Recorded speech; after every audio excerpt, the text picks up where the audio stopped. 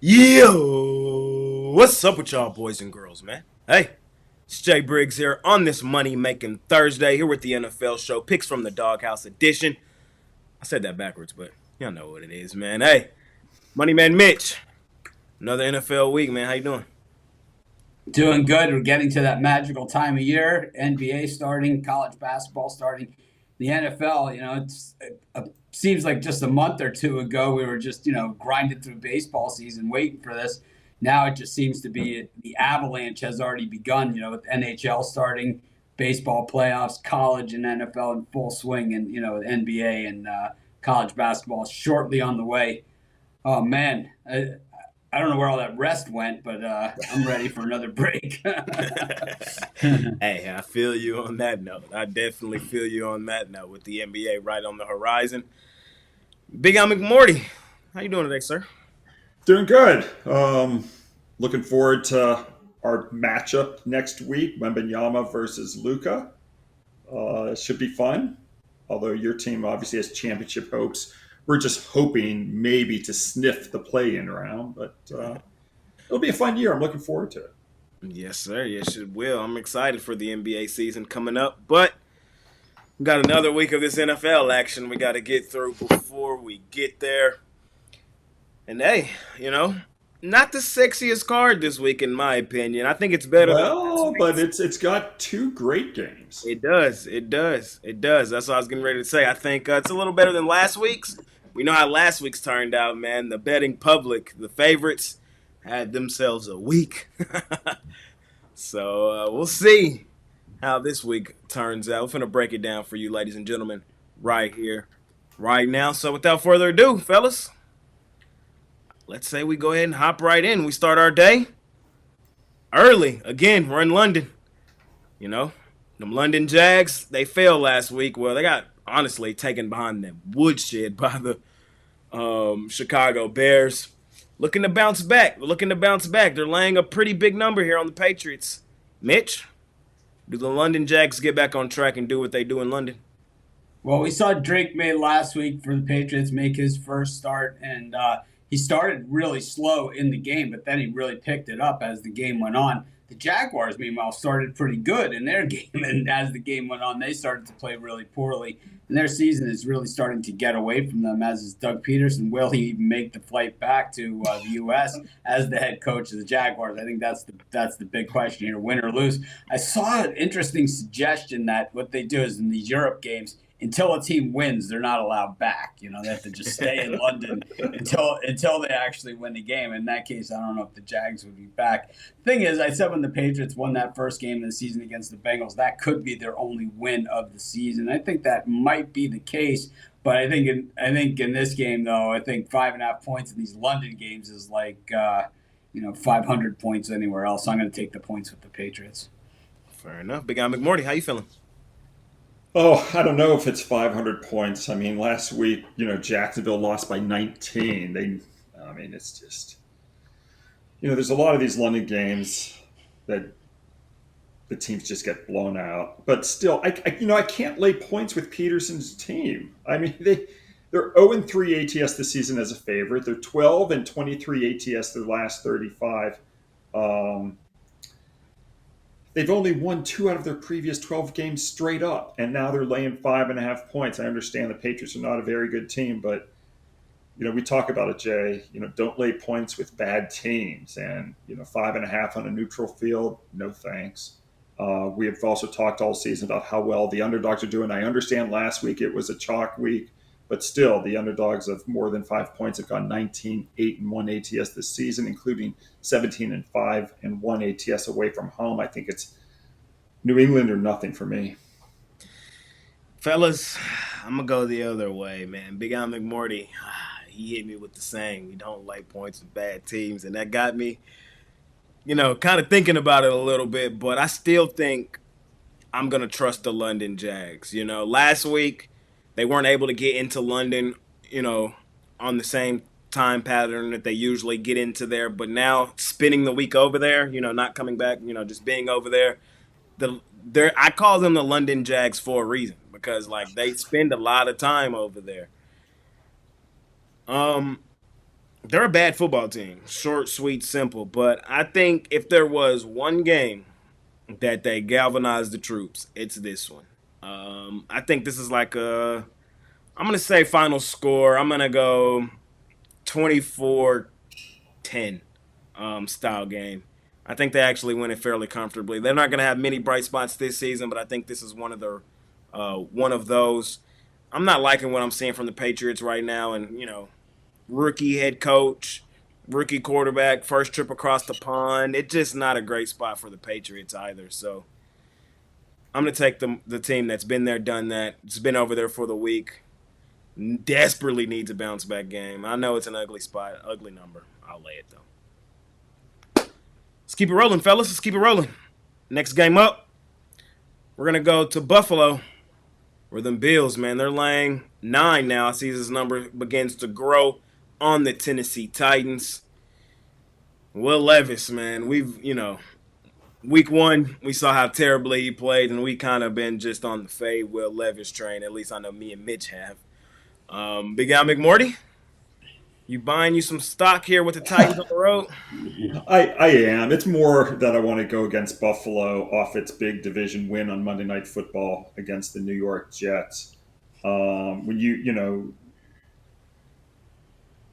teams win those big division games and now they go out of the division, it's often a good time to go against them. And Buffalo is 44-72 ATS off a straight up an ATS division win. So I'm going to fade Buffalo here and just grab the big number with Tennessee. Back to back going against Big Al. I don't like that. I love when I'm in agreement. we all put our pants on the same way. You can go against we do. But when we're in agreement, it's usually where I feel comfortable. But in this one, I know the big favorites this season have been terrible. Last week kind of gives me a little hope, though. I'm going to take the Bills. I just think they're far and away the better football team. Like, when I just look at these two teams and the product that I've seen on the field for the full course of the season, the Bills are a 14-point favorite at home, in my opinion. Like, I wouldn't be surprised if they absolutely dominated Tennessee. But we haven't had a 14-point favorite in the NFL all season. The biggest number's been 11. I know. And I'm just saying, like, it probably really shouldn't be 14, but I think the Titans are that bad. Their only win thus far this season was against the Dolphins, who, were in a bad spot, short week, first week for their quarterback. It was his first week of practice. Like, that's their only win of the season. Other than that, man, the Titans have been disgusting all season long. And their quarterback just continues to put them in terrible spots. He threw his first touchdown pass last week. We're in week what? I can't with the Titans. I can't. I think Josh Allen, somebody who I've been critical of the last couple seasons, minus the weapons this season, I'm starting to buy me some Josh Allen stock. I'm starting to see a lot of what other people see. And I think this is one of those games where he does what he does best, puts his team on his back, and they win the game comfortably. I'll lay it here with Buffalo. Mitch?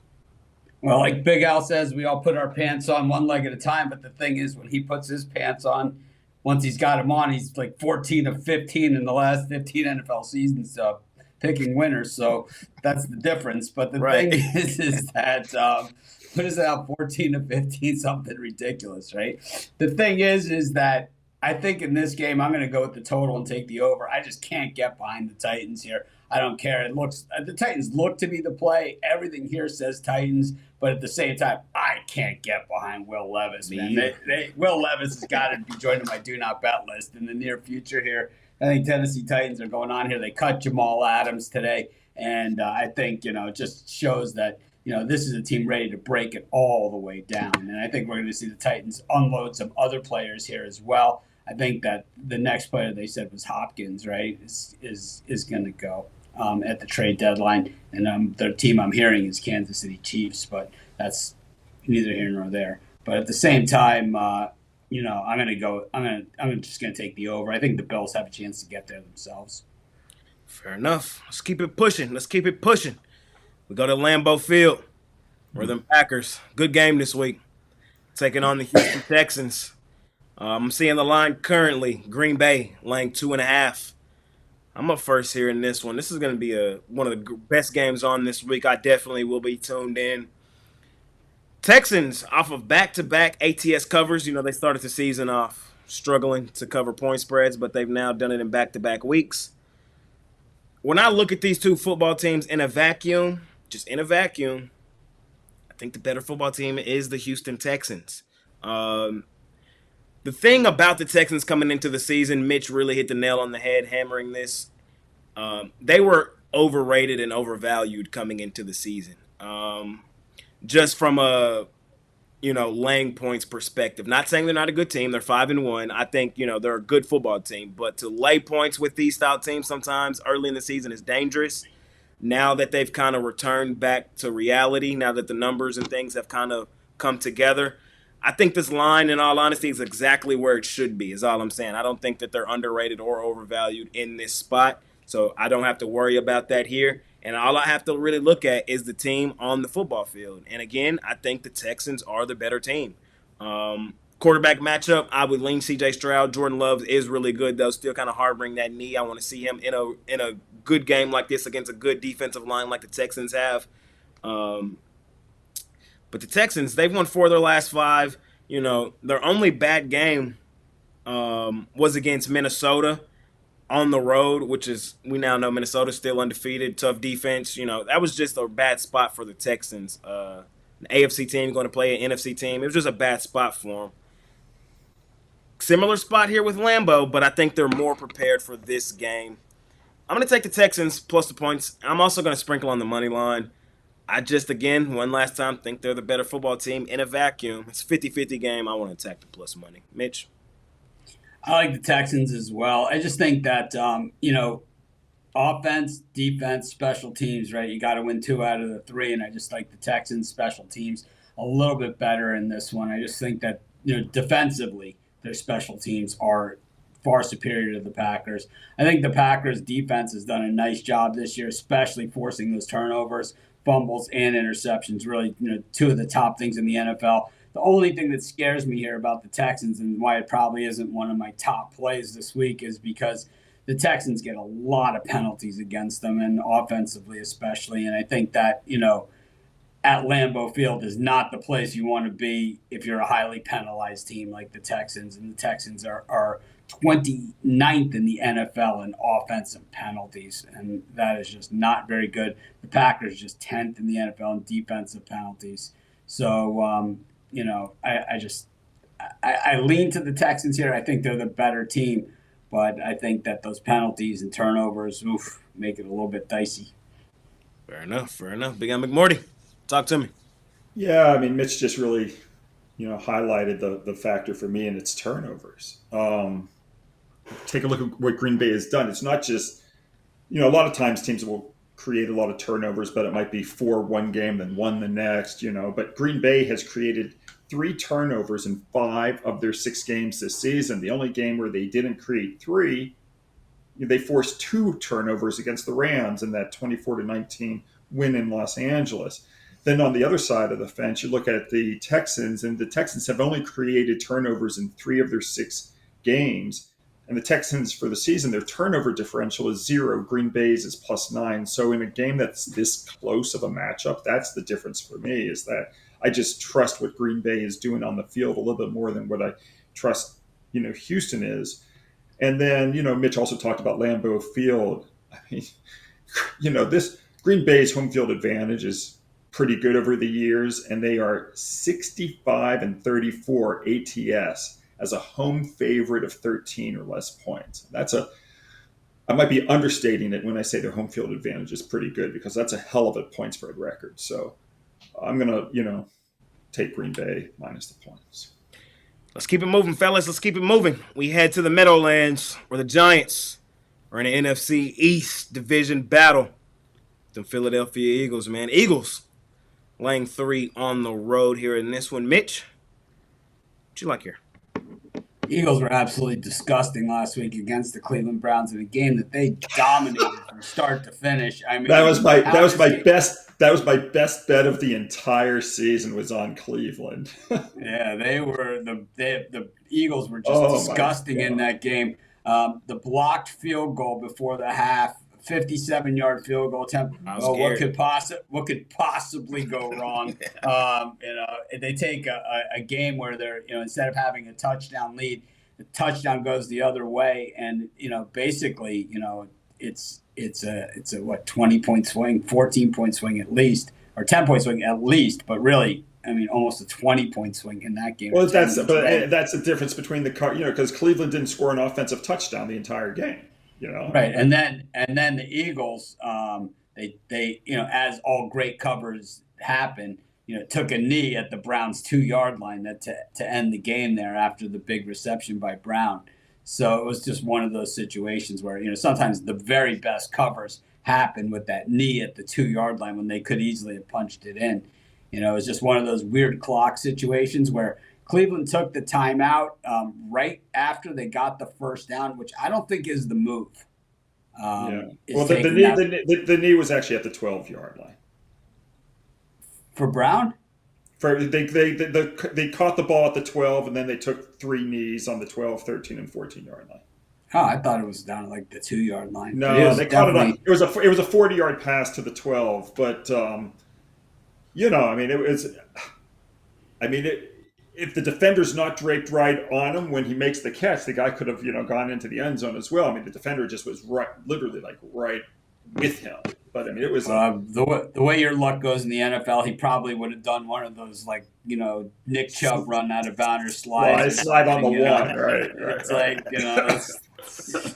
It's my favorites when they try and do the slide and they end up in the end zone anyway. Those are my favorites. But yeah, I haven't.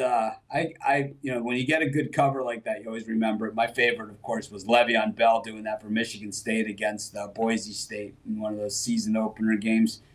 I was in Vegas for that one. It was a pretty good night.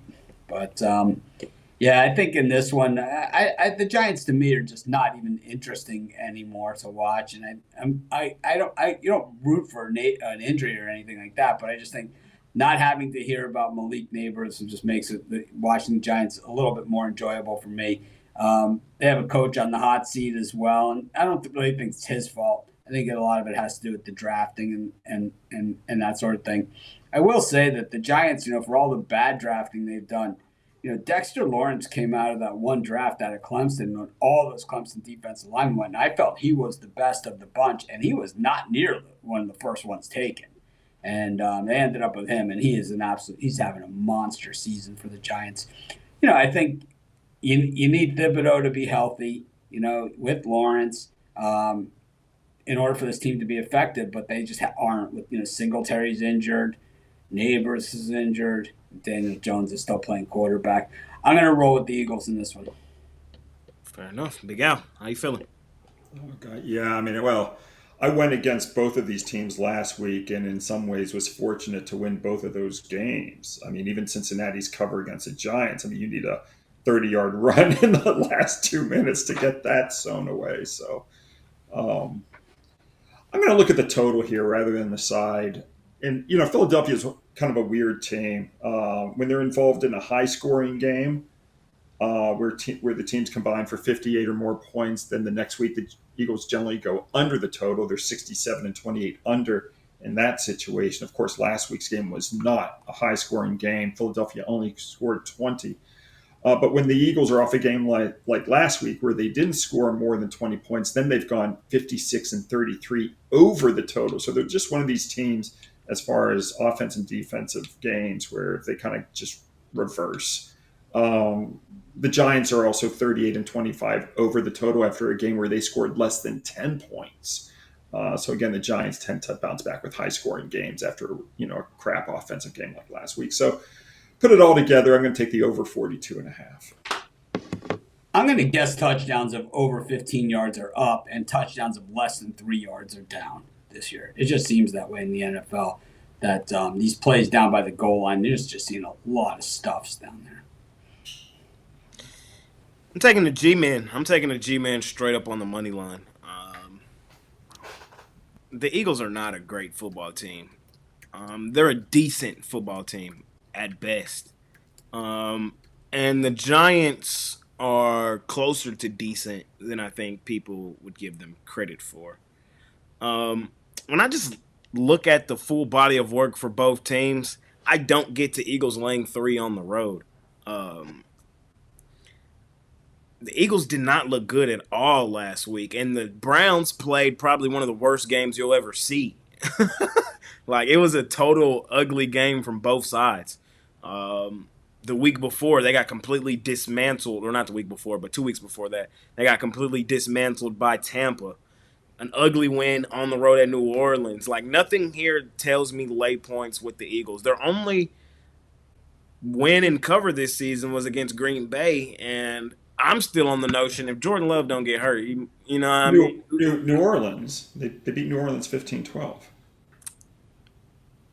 It was 15. What was the line in that game? I forgot what was the line in that game. They were like plus 2.5 or something. Oh, they were? Yeah, that was when New Orleans was a good team. Yeah, the Saints were hot at the moment. They had won 2 in a row. Not tonight, Saints. Yeah, not the Saints of now. The Eagles, they did win and cover that game 1. You know, we saw Malik Willis for that one play. Look, I think this is going to be a classic division battle, and Daniel Jones is going to have a chance to go win this football game. It's basically how I see this game coming down. Right now, Malik Neighbors is questionable, and he's going to be listed as a full participant in practice. So I'm expecting him to play this week. I think he'll play. I'm on the G-Man. I think the Eagles are still overrated per se, and I think the Giants are slightly underrated. It's going to be a game that comes down right down to the wire, and in that style game, I want to attack the plus money and have the points in my back pocket. So we'll see. We'll see how that one shapes out. Giants are ass. So are the Eagles. So are the Eagles. Speaking of ass, well, I don't know if we could really say that with these two teams, man, with only one combined loss between the two. We have the NFC battle, man. We got the Detroit Lions out on the road facing the Minnesota Vikings.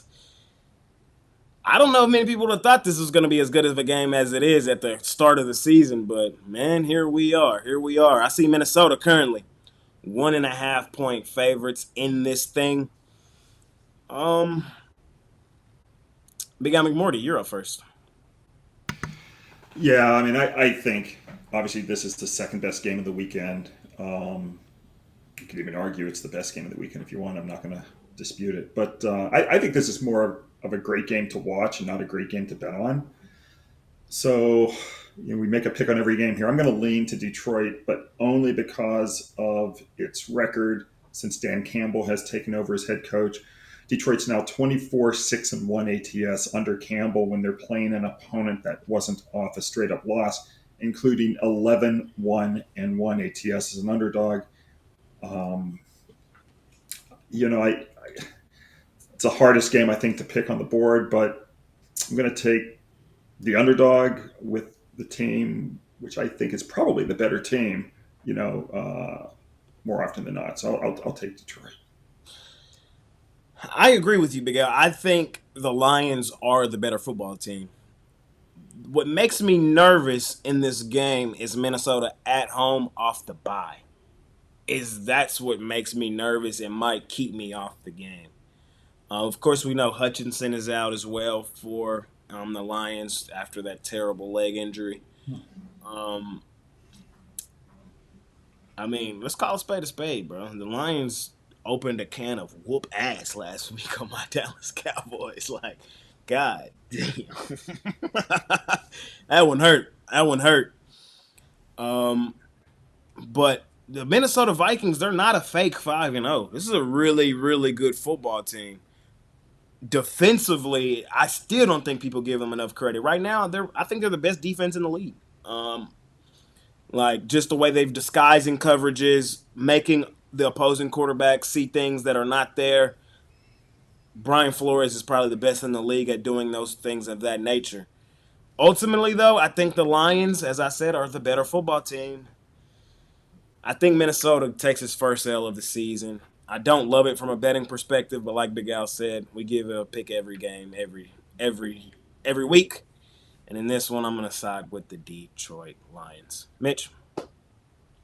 Yeah, for me, it's Vikings, Vikings, or Vikings. It's just, I don't even see the angle here for the Lions coming off of a big emotional win in Dallas as well, losing their best player in the process. He's, I guess gone for the season. But, for the Vikings who have played the infinitely more tougher schedule here as well, beating the 49ers, beating the Texans, beating the Packers at Lambeau. I just think that this game just sets up for them. It's like they're off the bye, after beating the Jets, which is basically a scrimmage for a team like the Vikings. So they haven't really played a game since September 29th. It's at least a professional football game since September 29th. So it's like they've had a lot of time off. They've had a lot of time to game plan for it. It's a divisional game, so it's a team that they're very, very familiar with to begin with. And, Sam Darnold for Heisman, I'm taking the Vikings in this one. This is a really important game, too, because when you look at that division, man, they're all winning. They all have winning records right now. The Bears, the Lions, the Vikings, and the Pack. So it's going to be a Well, it's also huge because of the playoff structure, and only one team gets the bye, and these are the two leading contenders for that. So it's going to go a long way toward determining which team is seated first and only has to play three playoff games. Yes, sir. Yes, sir. So Sunday, 12 o'clock. It's going to be a good one. We're still in the Sunday 12 o'clock window. In this one, we got the Seattle Seahawks out on the road facing the Atlanta Falcons. Falcons, 3-point favorites at home at the crib. Seattle's kind of returned back to earth, as I kind of was expecting. They were extremely fortunate with the schedule they had to begin the season. It was really light. Caught Bo Nix first game, caught the Patriots after that, then caught the banged up Miami Dolphins. It was just, you couldn't ask for a better start. Then they got into the meat and potatoes. The Lions, one of the best teams in the NFC. The Giants, you thought would have been a win there for the Seahawks, but the Giants, man, went up there and shocked the world. And then last week, they just caught a San Francisco team that needed a bounce back game. Is kind of what happened for Seattle there. This week, though, now that the Seattle hype has kind of died down and they've returned back to who they are actually, a middle of the road NFC team, I'm going to grab the points with the middle of the road NFC Seattle Seahawks going up against who I still think is a middle of the road NFC team in the Atlanta Falcons. Falcons are the better team, but I don't trust the Falcons laying 3. I'm just going to be real. The Falcons, 12 o'clock window in Mercedes-Benz with Chick-fil-A closed. This is like one of them games where the Falcons got to come back for the win, or they kick the walk-off field goal, or Young Wei Koo's going to miss a field goal, get on an off number, they win the game like 22-20. Like, it's just too many things here in play for me to lay the points with the Falcons. And Seattle off 3 straight L's, looking for a bounce back. I don't think the gap between the two teams is as big as many people may think. Give me Seattle. I want the points. Mitch? I'm going to take Seattle with the points as well. I think that, the Falcons have done really well in their division, beating the Saints, the Bucs, and the Panthers, all teams that they're built to play against. Outside the division, they do have that 1-point win at Philly, the miracle comeback. Kirk Cousins at night, right? This is the anti-Kirk Cousins. Primetime losses, to the Chiefs and Steelers, not all that bad in hindsight, right? So, Atlanta's kind of gotten it done here. But the thing is it's the NFL. It's a different week. And a team that's lost 3 games in a row is almost a lock these days. I'll take the Seahawks, probably going to win at money line. Big Al? Yeah, I was just, thinking about that big myth in the NFL where people talk about the West Coast teams playing on the East Coast and how that's a negative, and it's not. Scott Spreitzer, a good handicapping friend of mine, we joke about it all the time. You hear all these guys talking about how this team's going to have to travel out to the East Coast and, they're going to be asleep and all that garbage. And going back to 1980, West Coast teams playing in the East Coast time zone are 374, 314, and 18 ATS. So anytime you guys hear someone on TV talk about that, just know they don't know what the hell they're talking about. As far as this game, I like what Mitch, just said and what you said also. I mean, I think this is the time to step in and take Seattle off those 3 losses. And Seattle is 44, 12, and 2 ATS off back-to-back losses. They're 14 and 2 ATS off 3 or more losses. Yeah, I'll take the West Coast team on the East Coast. I'll take Seattle plus a 3. Seahawks, first sweep of the day, fellas. There it is. Let's keep it rolling. We got the Cincinnati Bengals out on the road facing the Cleveland Browns. Cincinnati, 5.5-point road favorites. Mitch, are the Bengals finally getting their shit together? You don't live in Cleveland. You live in Cincinnati. The Bengals are kind of getting it together, and the Browns are just terrible. I mean, they are so bad, and it's like to even make the comment that Deshaun Watson gives them the best chance to win just tells you how bad the other options are on this team. I think it's Jameis. I think it's Jameis. Jameis is getting the start. He's going to get the start this week? Jameis is getting the start in this game.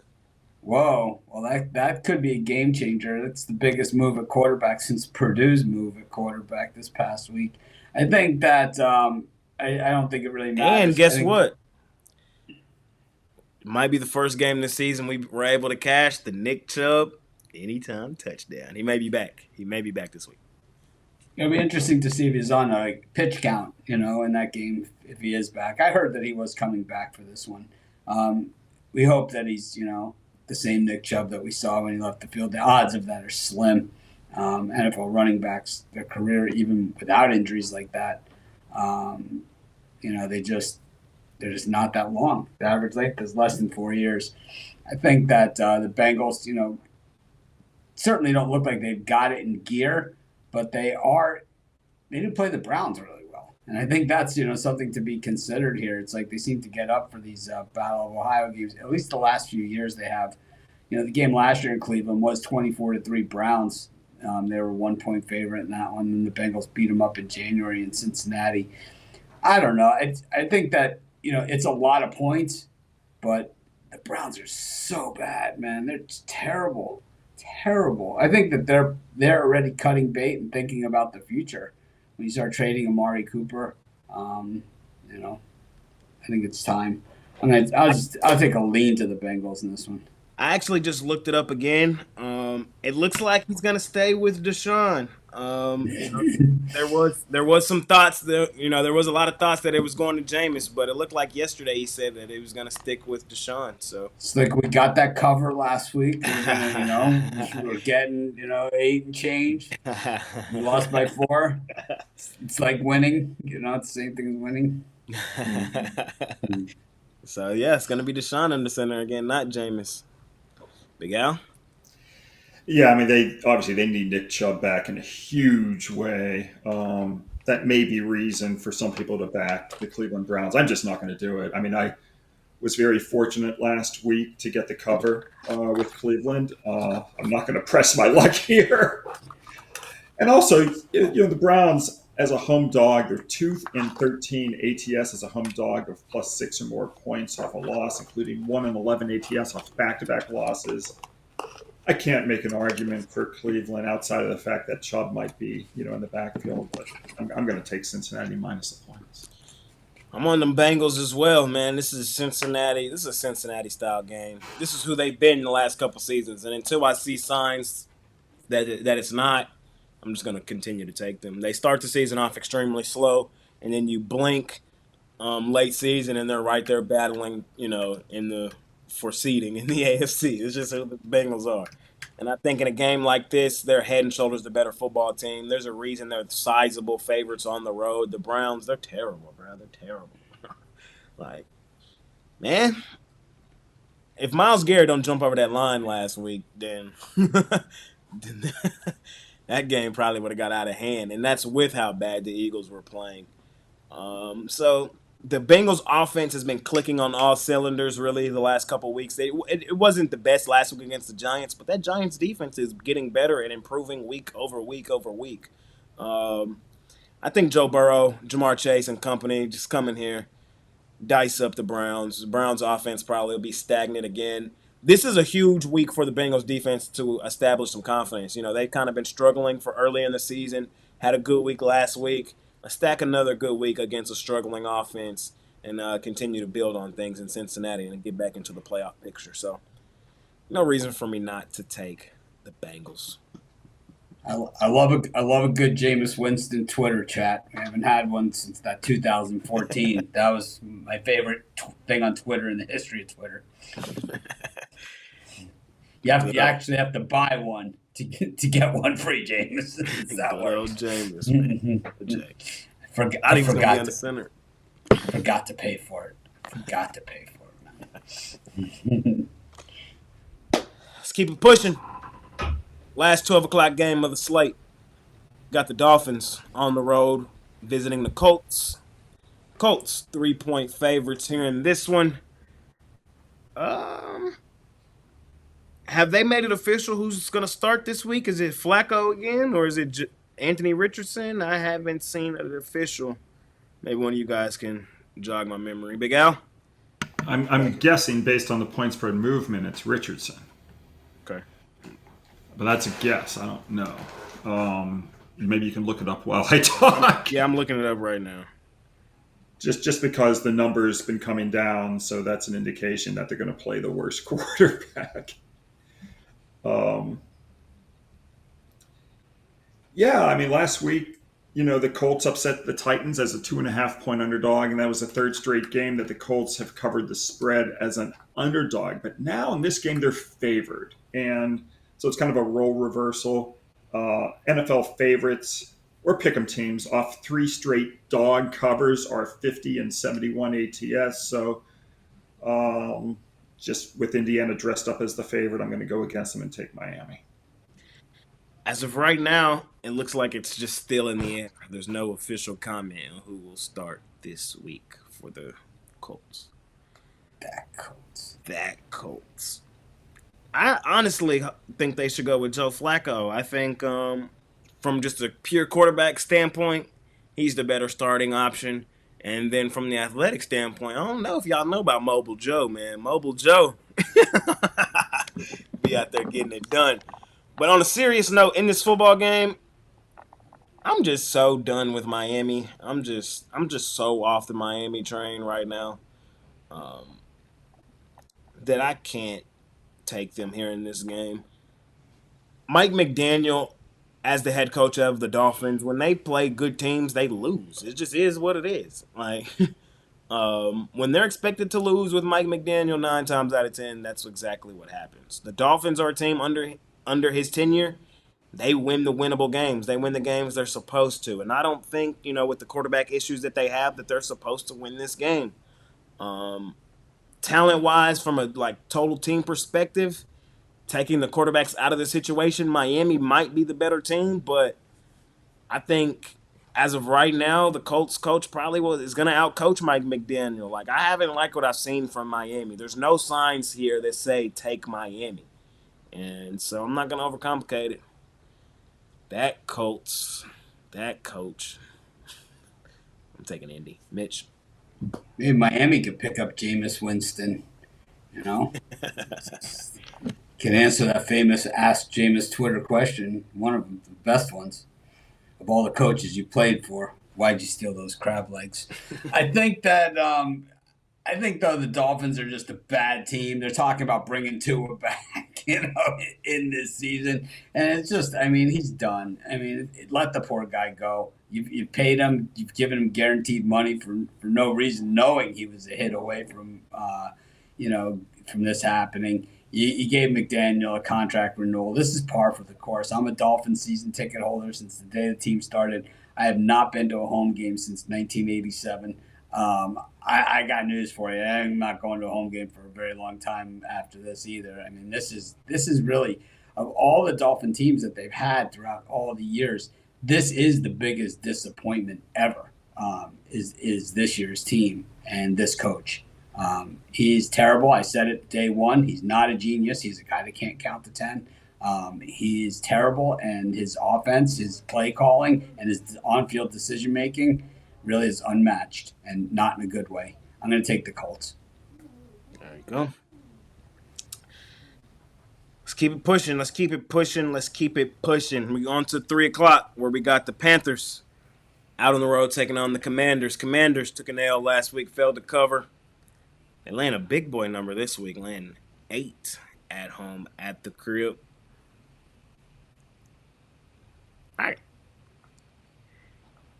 I think we're starting to enter the realm of where the Commanders are overrated and overvalued, but I can't take the Panthers. I can't.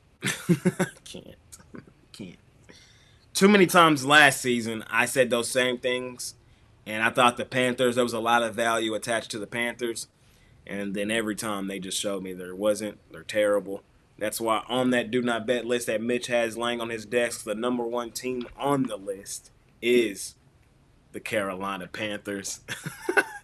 They're terrible. Right underneath them on that list, though, believe it or not, is the Washington Commanders. But them boys, they're a different team this season. And I think offensively, I've seen enough from them this year to suggest if they play the football I think we all know they can and should, they should take the Panthers behind the woodshed. So Give me Washington bounce back after, just losing to a better team last week. Just losing to a better team. That's all that happened. They just lost to a better team. This week they are head and shoulders a better football team. They should win the game 10+. I'll lay it. Mitch. If you followed the do not bet list this week, you won every single one except for the Shedeur Sanders for Heisman #we coming.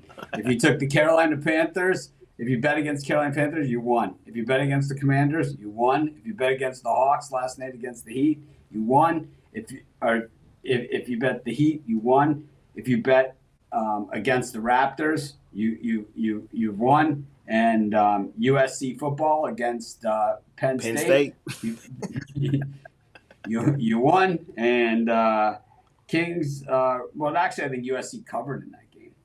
Covered in the game, so there you go. But Kings is a road favorite, death march.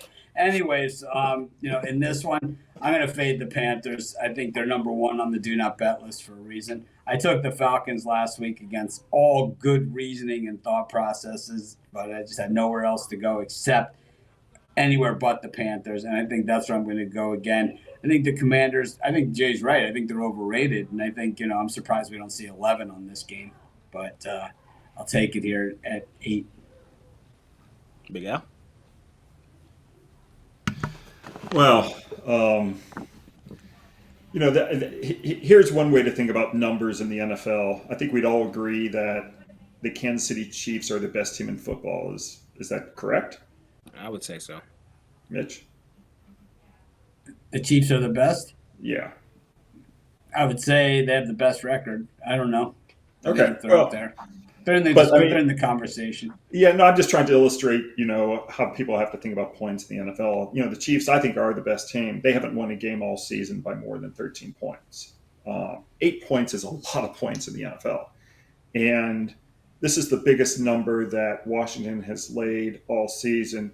And when you take a look at how historically the Commanders have done when they've been favored by more than 5 points, they're 15-46 ATS their last 61, including 1-17 ATS when favored by more than 5 against an opponent who's coming off a bad game that failed to cover the spread by 10 or more points, which of course Carolina is. They were blown out last week by 18. So, to lay 8 points with any team, much less the Commanders, is extremely risky. I'm not going to do it. We've talked all season about how the big, the big underdogs have done. I'm just going to grab the 8 with Carolina.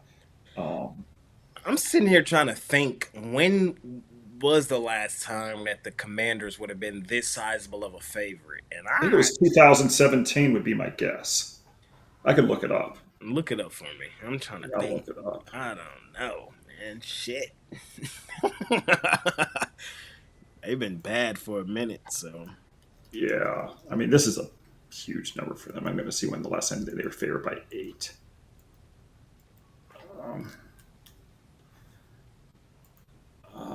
We've got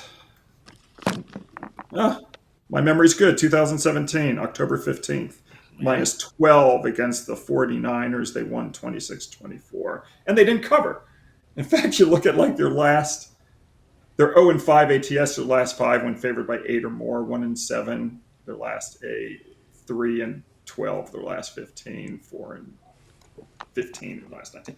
Come I on, mean, they're Commanders, just man. Praying y'all a different team. What are the Panthers as the 8-point dog, though? I mean, it's like they're going to be like 0-50. no. I mean, you've had some decent this isn't it, but you've had some decent Panther teams, in there. They're not going to be horrible plus 8. Cam Newton's coming back. Let's see. I'm curious how bad Carolina is in that role. They're probably not that bad. They're probably No. Lost last week. Carolina as a dog of 8 or more is 36-28 ATS. Yeah. Yeah, well, they had some good teams in there. Last 2 seasons they might be pretty bad, but Yeah. Carolina's been a decent franchise over the years. It's just, Yeah. Keep it pushing though, fellas. We head to Los Angeles, where them Rams land 6.5 on the Raiders. The Raiders got rid of Devontae.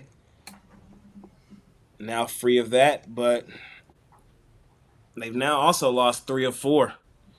And have been beaten by a pretty wide margin in those 3. Mitch, what you like here? Well, Rams are coming off a bye. The Raiders, kind of looking a little dead in the water these days. But I think, sometimes when they look dead in the water, that's usually the best time to jump on board. And I think getting a bundle of points here with the Raiders is tough to pass up on against a Rams team that's really, 7-point favorites over anybody. I'm not really sure about that. I'll just take the points with the Raiders on spite alone. I just can't lay that many points with the Rams. Big Al?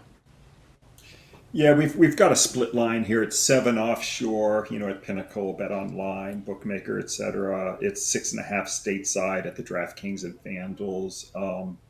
If the line gets to 7 everywhere, then I would definitely like the Raiders more, because of something I've talked about. The Rams have a negative scoring margin of minus 9.0 points per game. And you're going to lay 7 points, with teams with negative scoring margins, you'll go to the poorhouse pretty quick. Even if the line is 6.5, I'm probably still going to take the Raiders. I will take the Raiders at 6.5, I guess. Just given how well the underdogs this season are doing at 6 or more, they're 17-5 with a push. So I'll take Las Vegas, whether the line's 6.5 or 7. So Cooper Kupp probably will be back here for the Rams. I just think I'm with the guys. I think the Rams are just overrated, overvalued. They are the better team. They probably win the game. But laying this many points with the Rams, I cannot do.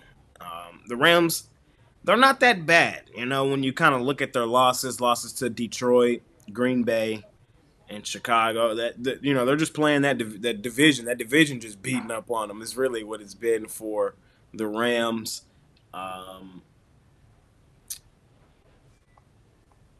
But laying this many, I just cannot do.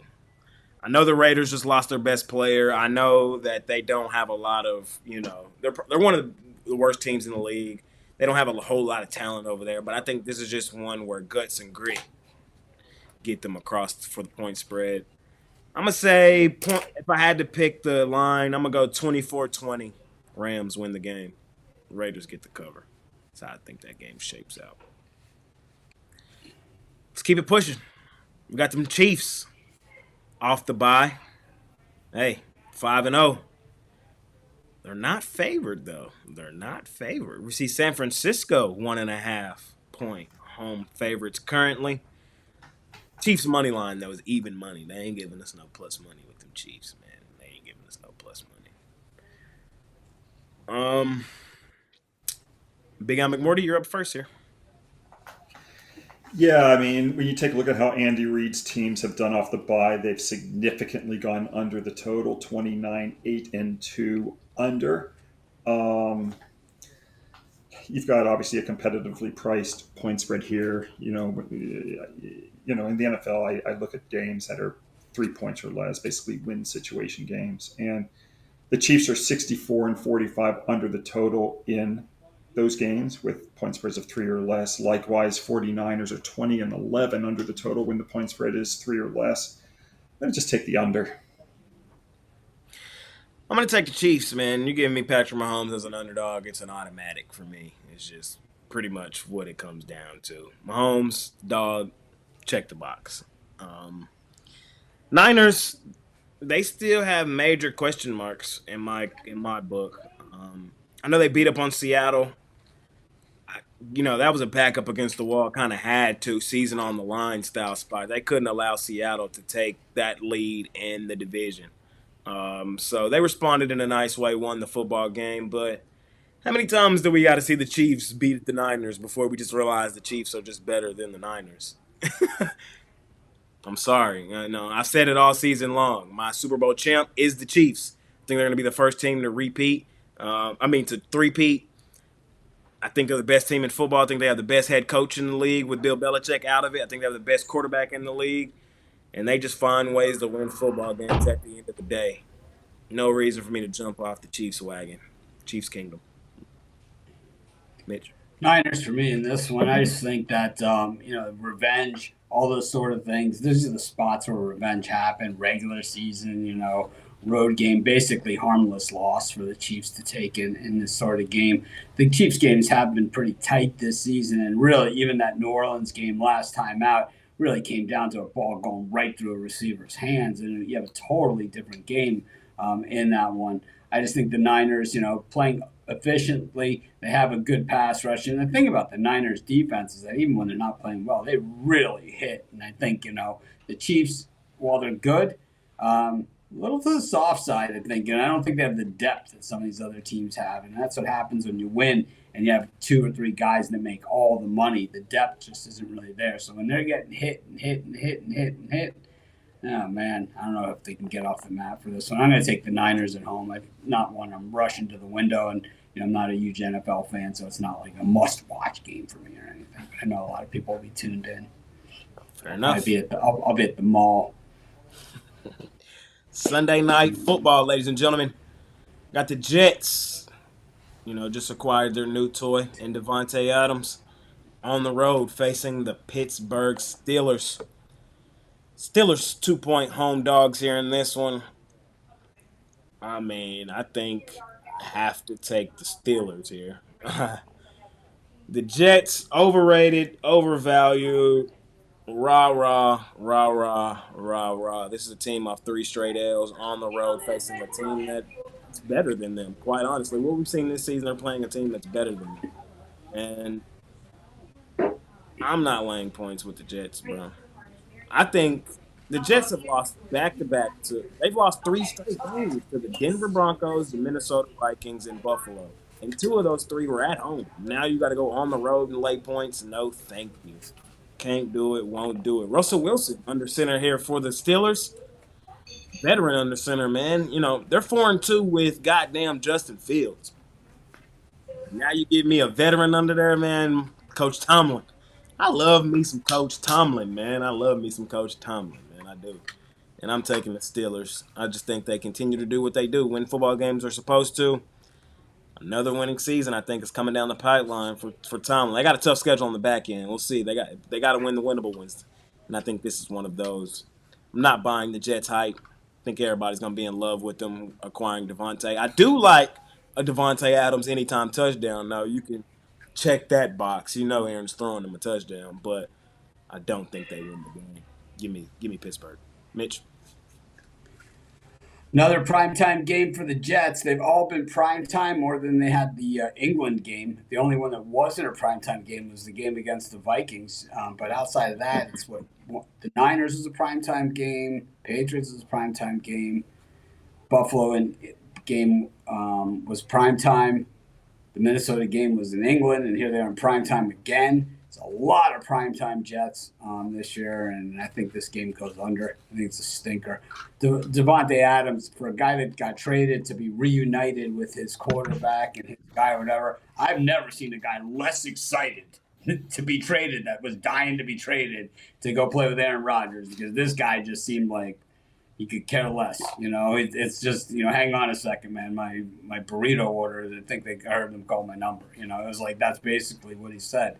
It was really not just seemed very unenthusiastic about going to the Jets and really not a lot to be enthusiastic about. So I'm going to roll with the under here. I think Justin Fields, same issues that they have here in Pittsburgh, where it's like now that Russell Wilson's healthy, every single interception he throws, every single fumble, every single bad decision, he's looking over his shoulder. It's just not good news for him or the Steelers either. But I think the Steelers defense keeps this thing under.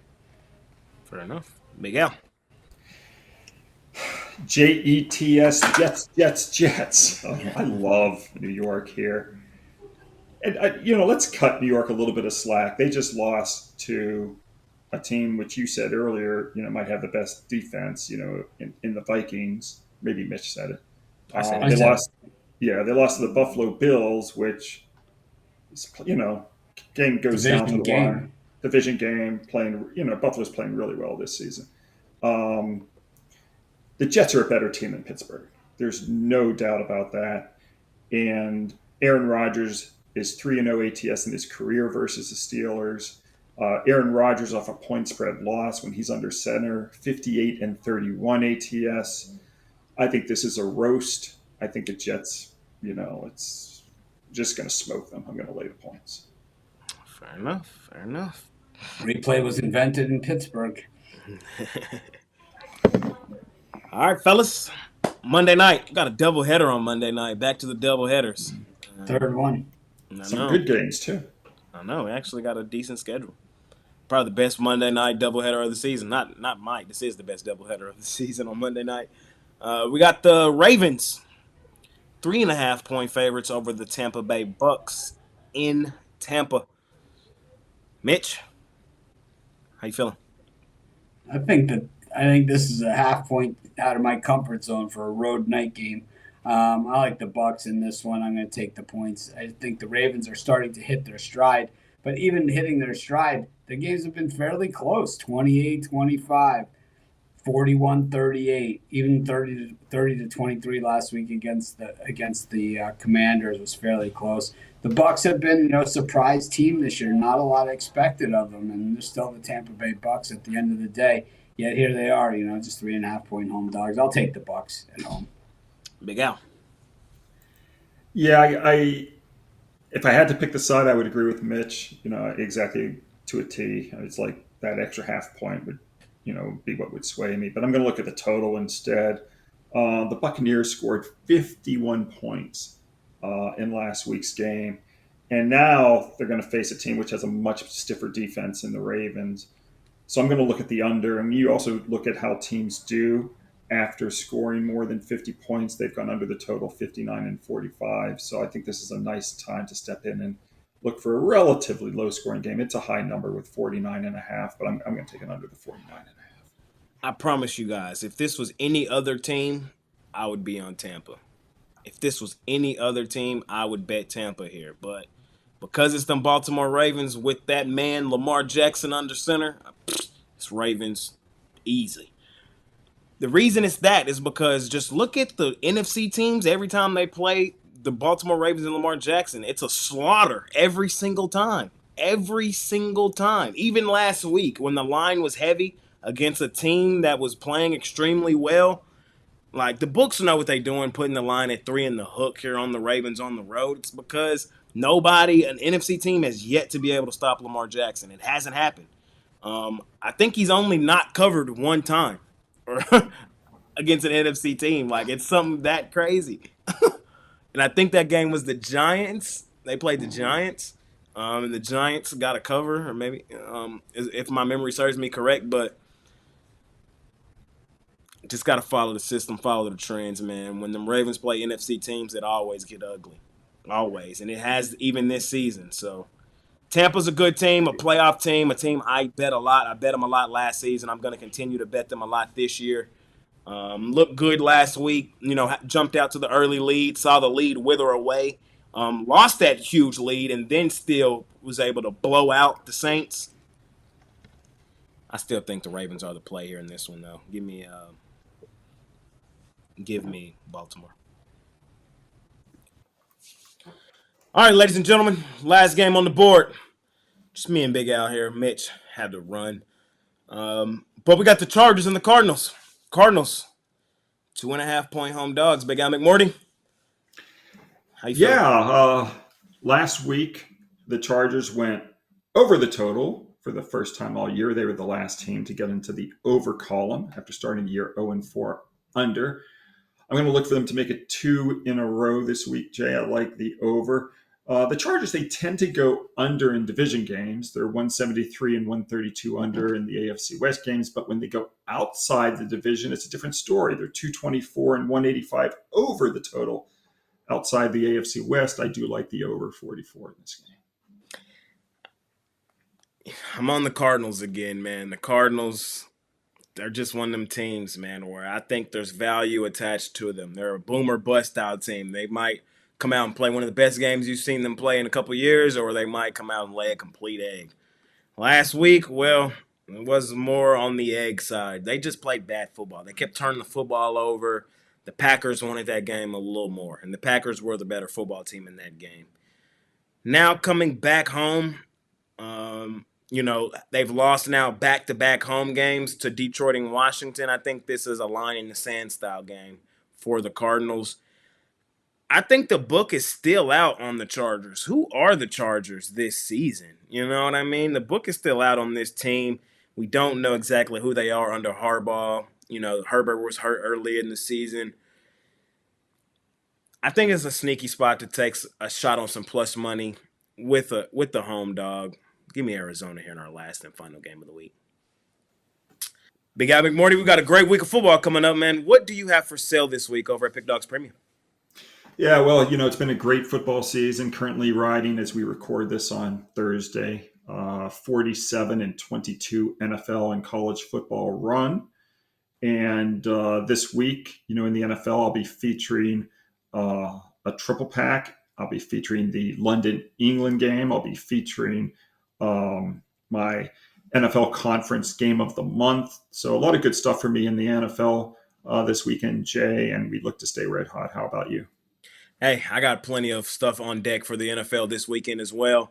I usually have, for the NFL on a weekly basis, at least seven plays, including, the primetime games. So on a Sunday, you can pretty much guarantee I'll have at least 5, maybe more, as I hone down on some of these games as the week comes to an end. So hop on with me something long-term over at Pick Dawgz Premium with the NBA right here on the horizon next week. It's one of the best times to do it, man. Pair me and Big Al up. And let's have a great rest of the year and, close these seasons out on a great note. That's the end of the show, man. We appreciate each and every one of y'all for joining us. Scoop up Mitch's plays as well. Scoop up Mitch's plays over at Pick Dawgz Premium. Appreciate each and every one of y'all, man. This is Picks from the DawgHouse NFL edition. See y'all next week. We're out of here. Peace.